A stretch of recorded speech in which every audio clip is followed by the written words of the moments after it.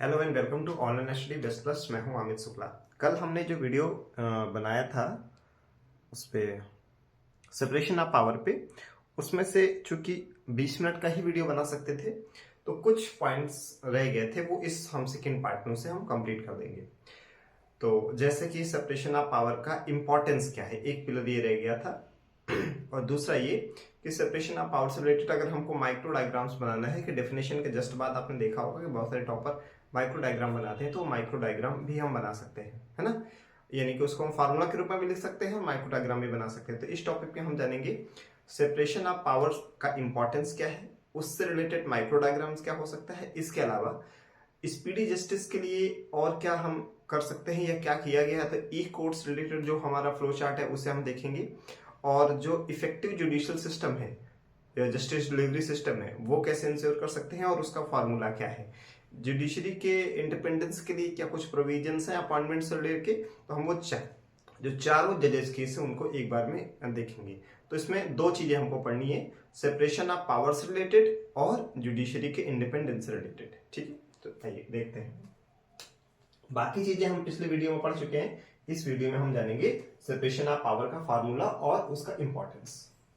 तो देखिए, separation of powers, तो सेपरेशन ऑफ पावर मतलब क्या क्या होना चाहिए। तो हमारी जो जुडिशरी है वो इंडिपेंडेंट होनी चाहिए, independent judiciary separation of power का एक महत्वपूर्ण हिस्सा है।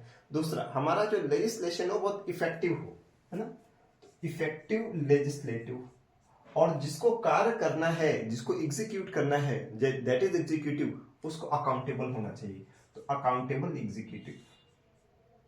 तो सेपरेशन ऑफ पावर क्या हो गया, separation of power is equal to हो गया independent judiciary plus effective legislative plus accountable executive. अब हम दूसरा जानते हैं कि सेपरेशन ऑफ पावर का इंपॉर्टेंस क्या है।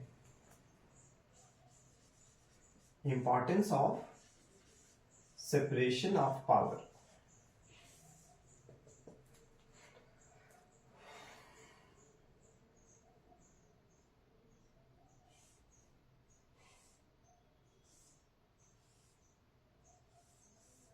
तो पहली चीज, अगर सेपरेशन ऑफ पावर है तो पावर का आर्बिट्ररी यूज नहीं होगा, है ना। तो एक हमारा पॉइंट क्या हो जाएगा, prevents arbitrary use of power. अगर सेपरेशन ऑफ पावर सही मायने में होगा तो ऐसे डिसीजंस नहीं लिए जाएंगे जो नॉन सोशल हों।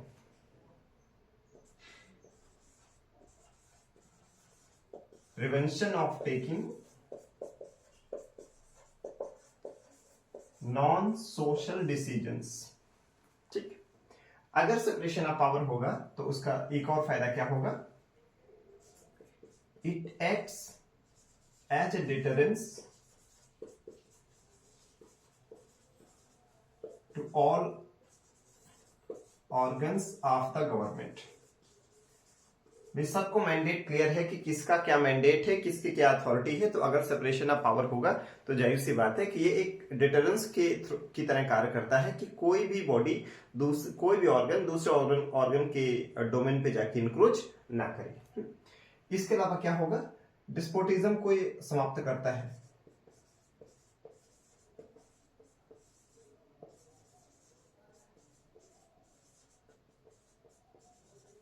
इसके अलावा क्या हो सकता है कि if there is separation of power there will be independence of judiciary, independence of judiciary. और अगर सेपरेशन ऑफ पावर होगा तो केवल ऐसा नहीं होता है कि ये पावर के आर्बिट्ररी यूज को कम करता है या खत्म करता है, बल्कि ये फंक्शन एंड रिस्पॉन्सिबिलिटीज का भी डिवीजन कर देता है, ताकि किसी एक बॉडी के ऊपर इतना बर्डन ना आ जाए कि उसे एग्जीक्यूट करना एक प्रॉब्लम हो जाए, है ना। जैसे हम सारा काम एग्जीक्यूट, सारी रिस्पॉन्सिबिलिटी एग्जीक्यूटिव के ऊपर डाल दें, वो भी ठीक नहीं है, या इसी तरह किसी और बॉडी पे डाल दें, वो भी ठीक नहीं है। तो division of functions and responsibilities ये भी हो जाता है, division of functions and responsibilities. तो ये हमारा क्या हो गया, ये हो गया हमारा importance of separation of power. अब सेपरेशन ऑफ पावर को आप चाहे तो फार्मूले के रूप में लिख सकते हैं और चाहे तो एक ऐसे माइक्रो डायग्राम बना के, सेपरेशन ऑफ पावर का माइक्रो डायग्राम बना के उसे इस तरीके से भी लिखा जा सकता है कि जैसे इंडिपेंडेंट जुडिशरी हो गया, इफेक्टिव लेजिस्लेटिव हो गया और अकाउंटेबल एग्जीक्यूटिव हो गया। वो जैसा आप देखें, जैसा आपको ठीक लगे। तो ये हमने देखा सेपरेशन ऑफ पावर का इंपॉर्टेंस और सेपरेशन ऑफ पावर का माइक्रो डायग्राम। अगर ये सेपरेशन ऑफ पावर होगा तो एक्चुअली में क्या होगा, एक्चुअली में देखिए इससे क्या होता है कि इससे आएगा आपका म्यूचुअलिज्म। सारे जो बॉडी हैं वो मिल के काम करेगी, म्यूचुअलिज्म आएगा, है ना। नॉन इंटरफेरेंस, कोई भी बॉडी दूसरे के पार्ट में इंटरफेयर नहीं करेगी, नॉन इंटरफेरेंस। इसके अलावा क्या आएगा, स्टिक टू मैंडेट, जिसको जो मैंडेट दिया गया है वो उस पे स्टिक रहे। तो ये हमारा जो डायग्राम हो गया वो किस रिलेटेड हो गया, ये हमारा हो गया आपका सेपरेशन ऑफ पावर का फॉर्मूला हो गया, माइक्रो डायग्राम हो गया, इंपॉर्टेंस हो गया सेपरेशन ऑफ पावर का। ठीक, अब हम जानते हैं कि हमारा जो इफेक्टिव जुडिशियल सिस्टम है, वो जस्टिस डिलीवरी सिस्टम है, वो क्या होता है, उसका फॉर्मूला क्या है, और स्पीडी जस्टिस के लिए जो ई कोर्ट्स का प्रोविजन है वो कैसे काम करता है। ठीक है, ये हम देखते हैं।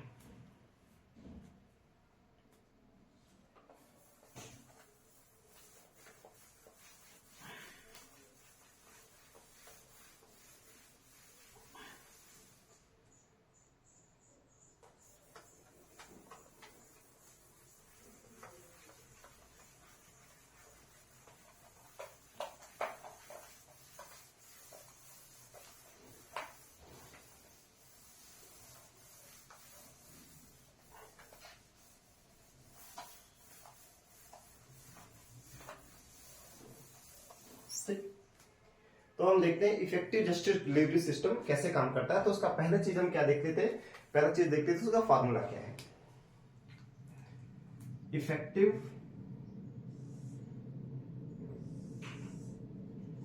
Effective justice delivery system, EJDS. इसमें क्या होगा, पहला चीज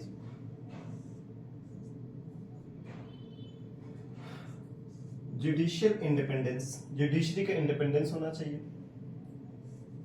जुडिशियल अकाउंटेबिलिटी, अकाउंटेबिलिटी भी होना चाहिए। जजेस अगर रॉन्गफुल कोई डिसीजन देते हैं तो उसको कॉम्पनसेशन होना चाहिए, वो उन्हीं से लिया जाना चाहिए। एक टाइमलाइन फिक्स होनी चाहिए कि इस तरह के केसेस को इतने समय के अंदर ही आपको सॉर्ट आउट करना है। इसके अलावा फेयरनेस होना चाहिए, जो भी निर्णय आ रहा है उसमें फेयर हो। And rule of law intact रहे, रूल ऑफ लॉ इंटैक्ट रहे। तो अगर किसी जस्टिस डिलीवरी सिस्टम में ये चार चीजों को फॉलो किया जा रहा है, जिसमें जुडिशियल इंडिपेंडेंस है, जुडिशियल अकाउंटेबिलिटी है, फेयरनेस है, रूल ऑफ लॉ है, देन हम उसे कह सकते हैं कि that is effective justice delivery system. फिर हमने देखा इफेक्टिव जस्टिस डिलीवरी सिस्टम का बहुत महत्वपूर्ण आयाम है कि हम स्पीडी जस्टिस करें। तो स्पीडी जस्टिस के लिए हम क्या कर सकते हैं, ई कोर्ट्स का प्रोविजन। क्या क्या स्पीडी जस्टिस के लिए किया गया है वो हम पिछले वीडियो में देख चुके हैं। इसमें से हम केवल ये देखेंगे कि ई कोर्ट्स किस तरीके से जुडिशरी के जो इफेक्टिवनेस है, एफिशिएंसी, उसको इंक्रीज करता है। इसमें हम लोग देखेंगे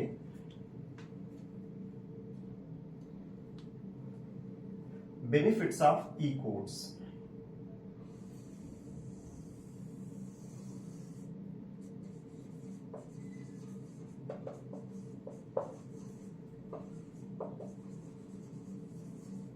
बेनिफिट्स ऑफ ई कोर्ट्स में देखते हैं। पहली चीज, इससे प्रोडक्टिविटी बढ़ती है।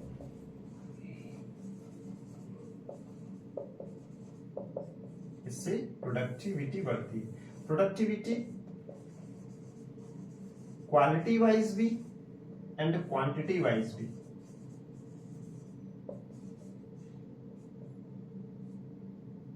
ठीक है, क्वालिटी वाइज कैसे, क्वालिटी वाइज ऐसे कि इससे ट्रांसपेरेंसी आती है,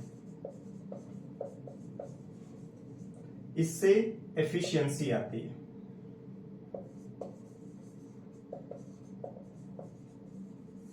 क्वांटिटी वाइज कैसे, क्वांटिटी वाइज ऐसे कि जब ई कोर्ट्स की प्रोसीजर होता है तो उसमें क्या होता है कि केसेस का रिड्रेशल बहुत फास्ट होता है, तो पेंडेंसी कम हो जाती है। तो इसका एक फायदा क्या होगा कि हमने कल क्या देखा था कि हमारे देश में लगभग 4.5 करोड़ जो केसेस हैं वो क्या होते हैं, मतलब पेंडिंग, तो इसमें पेंडेंसी कम है। तो इस तरह हमारे कोर्ट्स की प्रोडक्टिविटी बढ़ जाती है थ्रू ई कोर्ट्स, है ना। सेकेंड, ये हमारे जस्टिस डिलीवरी सिस्टम को अफोर्डेबल बनाता है प्लस एक्सेसिबल बनाता है।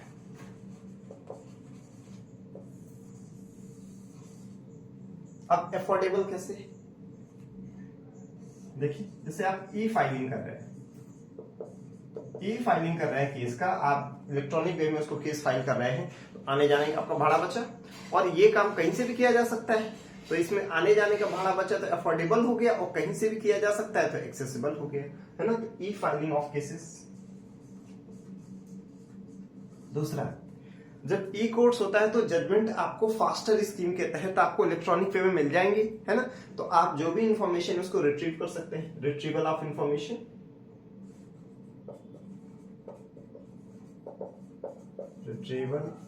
रिट्रीवेबल इंफॉर्मेशन।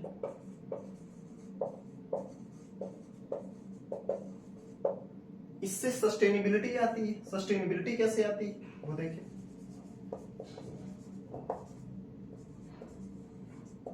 इससे सस्टेनेबिलिटी कैसे आएगी कि अगर ई फाइलिंग हो रहा है तो पेपर वर्क कम हो जाएगा। ये कैसे आएगा, पहला हमने देखा, इससे पेपर वर्क कम हो जाएगा,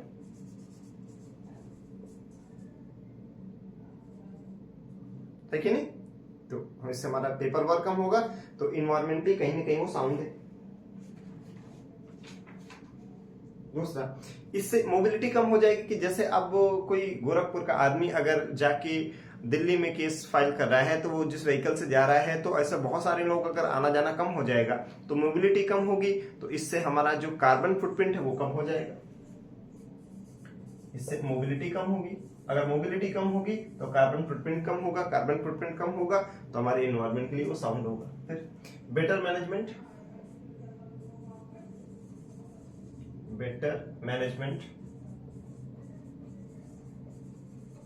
जैसे कई बार क्या होगा, आपने देखा होगा कि जो क्रिमिनल टाइप के लोग होते हैं वो आई विटनेस जो होता है उसको वो थ्रेटन करने की कोशिश करते हैं, लेकिन ई कोर्ट्स के तहत आप जो गवाही है वो ऑनलाइन दे सकते हैं, है ना। तो safety of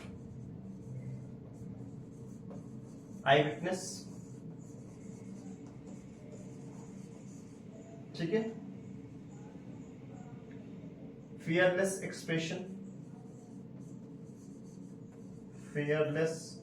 expression of thoughts। तो ये आप बेनिफिट्स ऑफ ई कोर्ट्स को इस तरीके से डायग्राम में दिखा सकते हैं, ठीक है। तो पिछले टॉपिक जो हमने पिछला वीडियो किया था वो इसी का एक तरह का क्या हो जाएगा, ये कॉम्प्लीमेंट्री हो जाएगा, ठीक है ना। तो इस वीडियो में इतना ही, हम नेक्स्ट वीडियो में कोई और टॉपिक देखते हैं। Thank you so much.